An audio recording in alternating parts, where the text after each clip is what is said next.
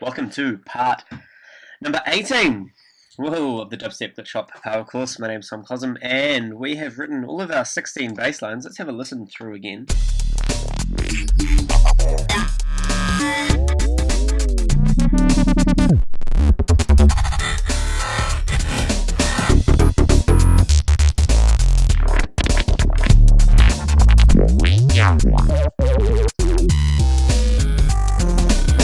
Great, so in this video what I'm going to be doing is I'm going to be doing a little bit of touching up, a little bit of kind of housekeeping with what we've got. I'm going to start off with, I want to group all these bassline tracks together, because the problem we have at the moment is that we did it, in the first one we sidechained the, where are we here? We sidechained the sub to the kick drum, so we were ducking the kick drum with the bass, but that was only on the first one. We didn't actually do it on any of the other ones, which is quite important. So I'm just going to delete that compressor from that first bass line, and what we need to do is we need to ungroup the tracks that we've grouped in the bass, because you can't group groups, unfortunately. So bass 5 is ungrouped. What else did we group? We grouped the vocoded track, which was 14. I think that was it. Cool. Now we can select 16 through 1, we can right click and we can group those together, and we can call that bass, like so. And what I'm going to do is I'm just going to give these a color, because I like coloring things. We'll give them a blue. We'll make number 5 has 2 tracks, so we'll give him a bit of a lighter blue. It's just easier to find. Keep everything in order. This is the OCD coming out of me. What were we with that one? Oh shit, who cares? Doesn't matter. Pretty colors. Right, so housekeeping. So now that we've got that bass track, nearly there. Now we've got that bass track. We need to sidechain compress the sub end of it. So at the moment it's all full power. Now the way we can do that is, let's load in an EQ 8 like so. I'm going to make it a high pass. Cut it off, yeah, roughly there, that'll do. And then I'm going to group it. Okay, here's our chain. I'm going to duplicate that chain, we'll call this one high. Duplicate that chain, we'll call this one low. The low one, instead of that being a high pass, this is going to be a low pass. So down here like that. So let's listen, we've got the sub. And we've got the highs. And together. So that means on this low we can now put a compressor. And if you remember back to the first video, the compressor will compress the sound. If the volume goes over a particular point, which is the threshold, if the sound goes over the top of that, it will get compressed by a certain ratio, so the volume will get crushed up. Which is good for us because we've got the side chain here on this little arrow, which means we can say, right, listen to something, listen to the drums. What part of the drums do you want me to listen to? Well, I want you to listen to the kick. And when you hear the kick, compress. So, let's watch.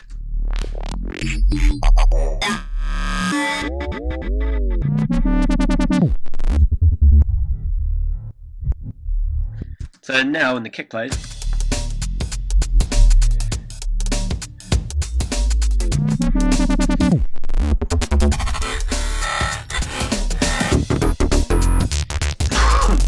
that's a good. Let's go back to those drums.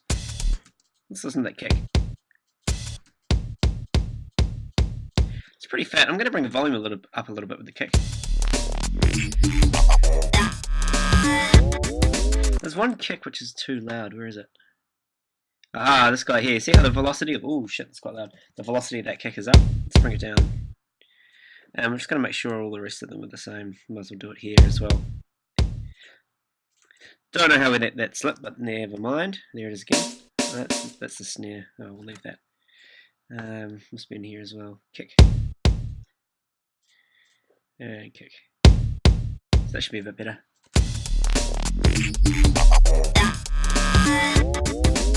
So it's already starting to sound a bit cleaner. One thing I've been thinking about throughout this is I'm not really sure I like the snare. So let's go back over to our sample directory over here. Where are we? We're in the library. If you're not in the library, up the top, library, samples, artists. Let's just flick through them again. I'll start at the bottom.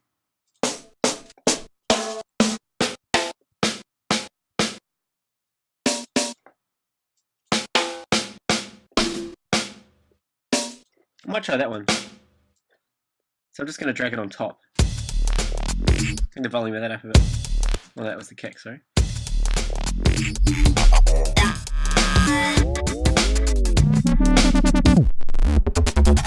And what we can do is, remember we talked about envelopes before, attack, decay, sustain, release. They've given them to us here, but they're in knob form.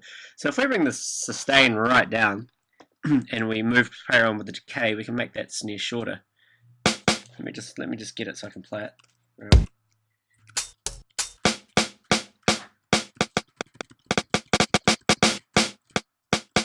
Not sure why we'd want to do that, but let's have a listen.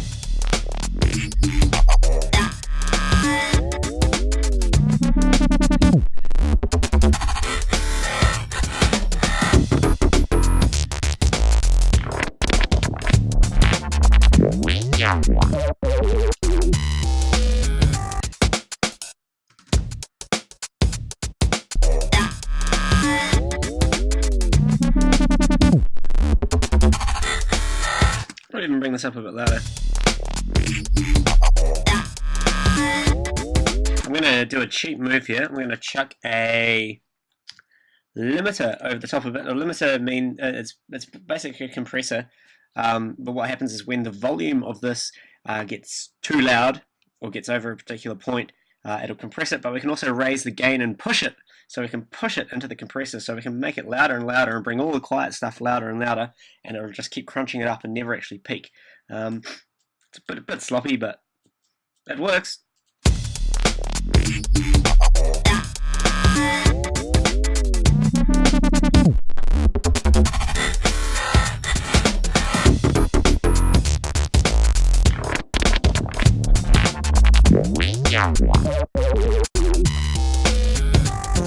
Starting to sound really good. Okay, now I'm going to click on this bass group and I'm going to Command-Shift-T to create a new MIDI track. That'll create it right down at the bottom.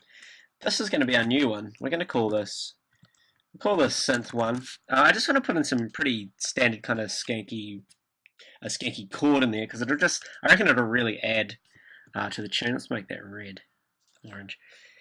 So I'm going to insert a 1-bar MIDI clip, loop it across like so, and let's put in the analog and choose a saw wave. And I want to put it on. We're in a D minor, so the chords of a D minor, of course, are D, F, A. Let's go up. So that's where I want it. It's going to bring this down there, and there, and there, and there. And let's just put one more here, but an octave down, so shift down. And we have to give it the groove because we've got that note which is falling on one of the offbeats.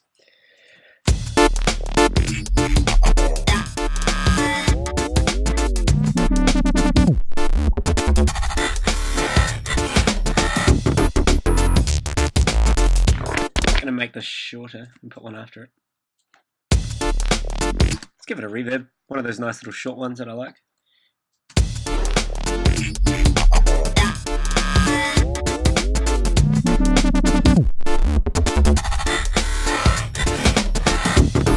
Put the filter on.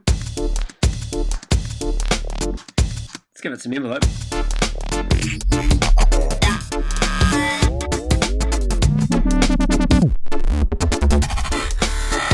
As for the LFO, take it off destination A, B, C, and D. Let's chuck it on the filter, make it really slow, have lots of amount.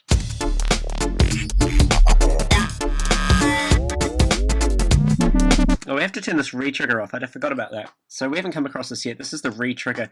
So when this is on, that means that every time that a new note is played, it's going to start the LFO from the start.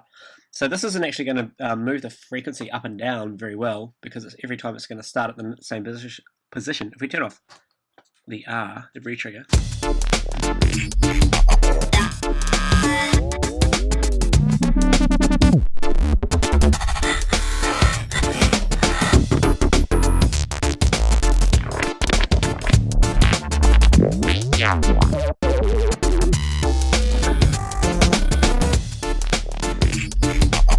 pretty happy with how it's going. Okay, so that'll do for housekeeping for now. Now let's get into some basic edit stuff. I'm going to go through and just listen, use my ears, and find parts that I don't think. Well, I think it's all good, but parts that I think could be better. So let's just make the grid down a bit. Start at the start. Let's look at our first bass line. What do we got?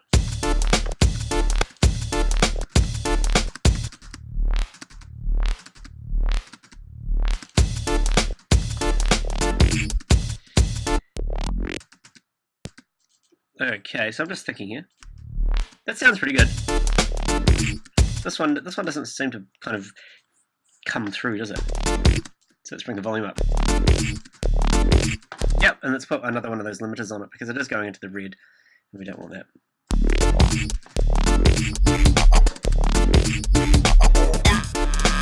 Alright, let's go over and focus on this robot sound. So if we go in here, I believe this one was called Fucking Awesome.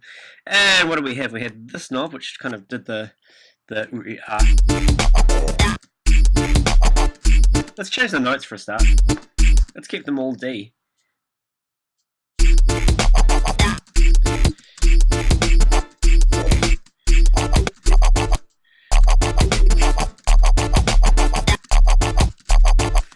Okay, we'll go to the pen tool. I'm just mucking around with that knob that controls the vowel sound and the LFO speed here. Just trying to find something a bit better. I'm sure that if the pen tool's easy to use if your grid's thinner. So if I do this, I can't quite make a straight line, but the pencil tool will always snap to whatever the size your grid is. What I might do is go into this fucking awesome macro, go into the map mode.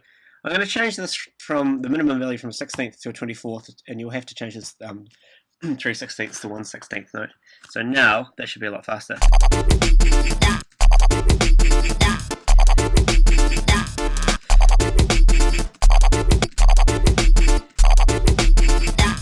Yep, I'm happy with that so far. Let's just listen in context though, because sometimes you need to actually hear the whole thing.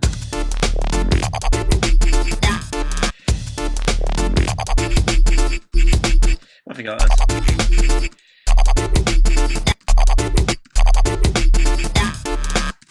Cool, let's move to the next one.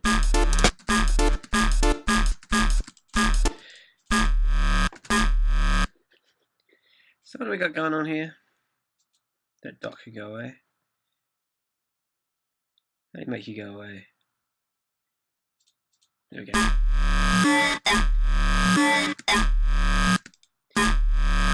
So we're doing frequency modulated stuff here.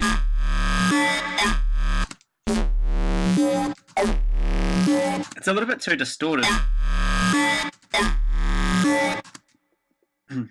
Let's change this let's change oscillator B to something. Let's just cycle through them again.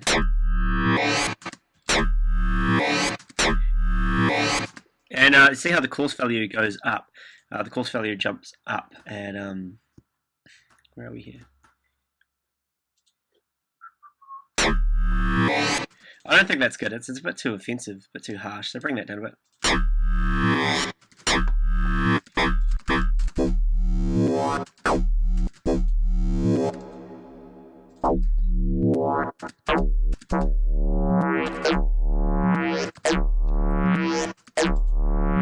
Let's change this around. Let's change this to a saw.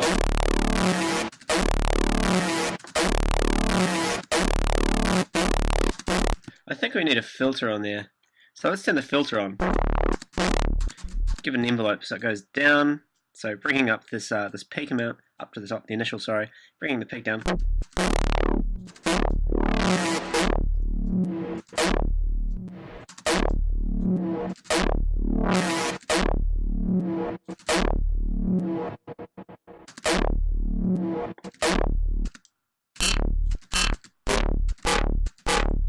Don't like that third oscillator either.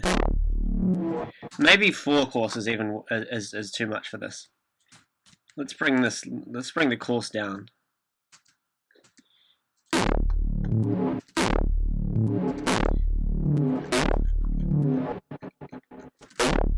No, 4 sounded alright.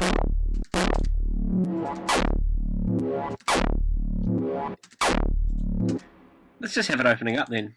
It's that starting sound that's quite an annoying. I kind of like that. Let's have a listen to that now.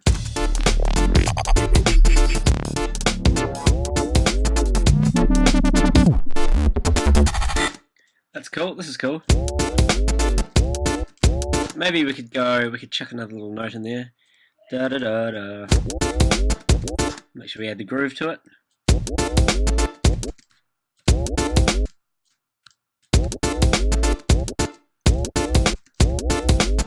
Nope, I like it how it was. Forget that. I think we could maybe boost a few of these though. Not that one.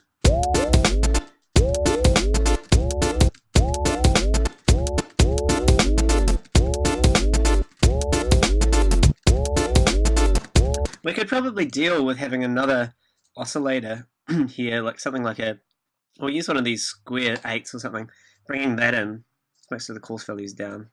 Remember, we're on a subtractive synth mode, not an FM synth mode. That kind of adds a bit more presence to it.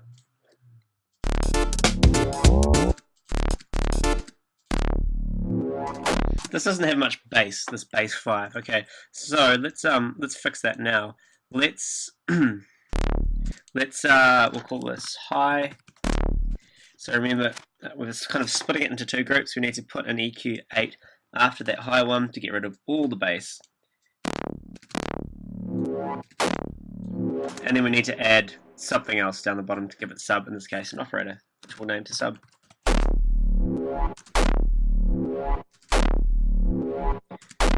Sounds good.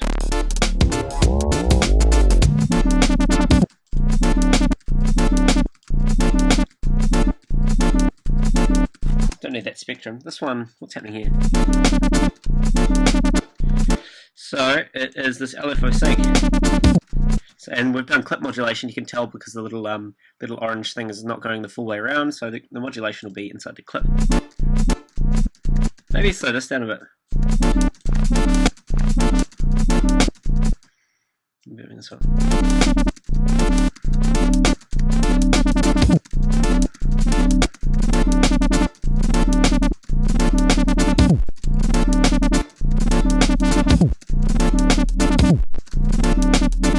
I quite like that. It's kind of off the beat, but let's have a listen. Kind of really leads into that do. We can get rid of the chords here. Maybe bring them back here.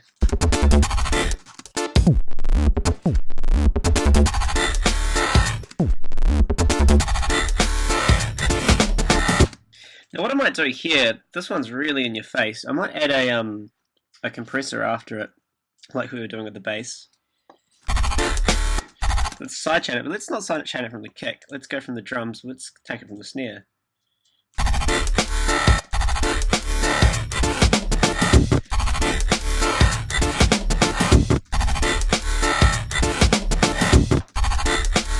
Maybe just for that one, so we can actually automate the threshold as well. So let's automate it so it is not really happening there on that second snare.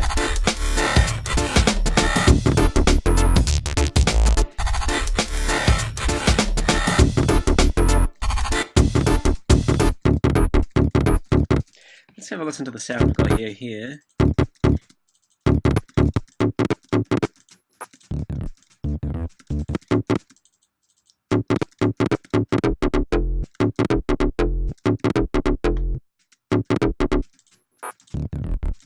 We've got too many things sharing the bass, that's our problem. So we need to group this as well into a rack. And EQ the bass out as usual. Like so, roughly there, sounds good, a bit more Q.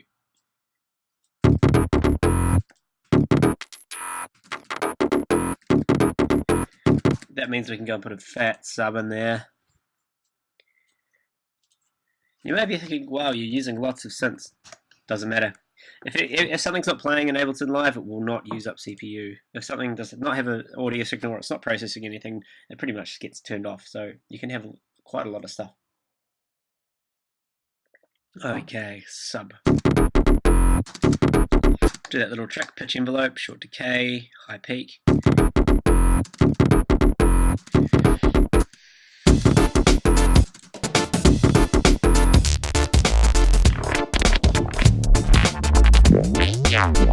That's a bit hard to hear.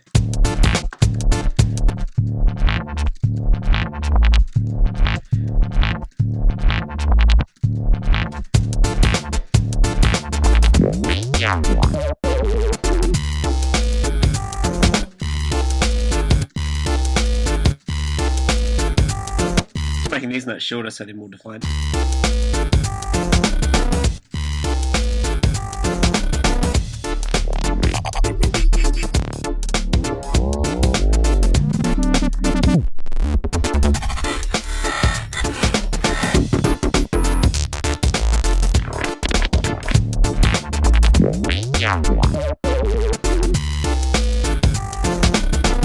I'm almost happy with that.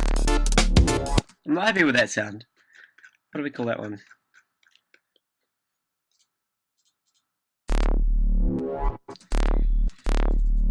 Let's go in the opposite direction. We're trying to make it all nice. Let's make it really horrible.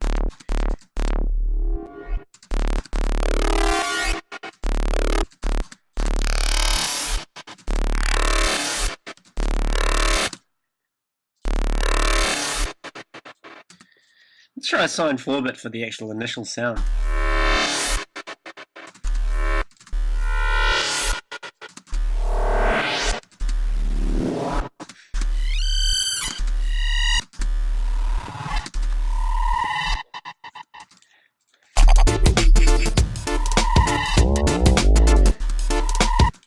Let's pitch bend this down. Meow. Make sure the pitch bend finishes a little bit before the note does. Fuck it, let's turn the pitch bend range to like 24. Alright. What if we go all the way down? That's a, what's that, 48? Ha!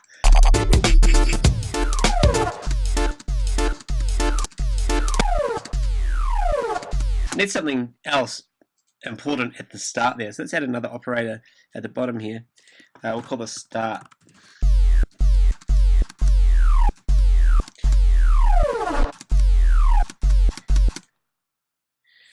Just good. Give it an envelope, bit of decay.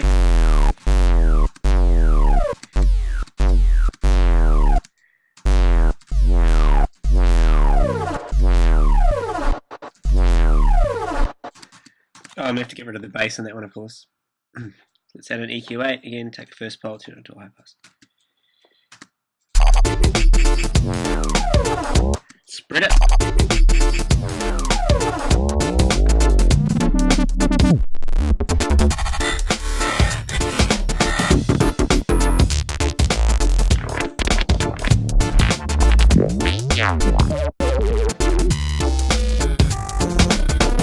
Very cool. Okay, I'm happy with that. So what I'm going to do is I'm going to go down on the bottom left here of our loop. We've got a nice, decent loop. I'm going to shift click up to the top, and I'm going to drag everything back to 17. Because what we'll do is if we just add some locators, this is going to be the intro. And then you can right click up here and add locator points. These are just reference points. We'll go, you know, first drop, and then we'll bring the chords in here. Chords in. It's going to be a pretty short tune. And then we'll have a breakdown here. Make the breakdown quite long because I like long breakdowns. Make that long. See, I'm working in 62s, and so 16s, 32s, 64s. Here we'll have the second drop, and then we'll come up with one more cool element to add here. So we'll just call this second element. Then we will have the outro. Simple as that. So now we've actually got a structure just like that. We can copy this across to the chords in part as well, because that's where we're going to have the skanks in. So we can even just go in and take those chords out from there. So the first part's like this, second part's. All right, and we'll do some fills and stuff. That'll be the last thing we do. We're just going to copy that and we'll paste it over here as well, because it's going to be the same. Except we'll come up with an idea for the breakdown, evolve it into the drop so it fits with the current tune. And we need an intro, so I'm going to get into that in the second video. I've been talking for a bit in this one. In the intro, we'll come up with a nice pad, maybe some weird kind of synth sound or something, but we'll come to that when we get to it. All right, part whatever that was, 17, I think.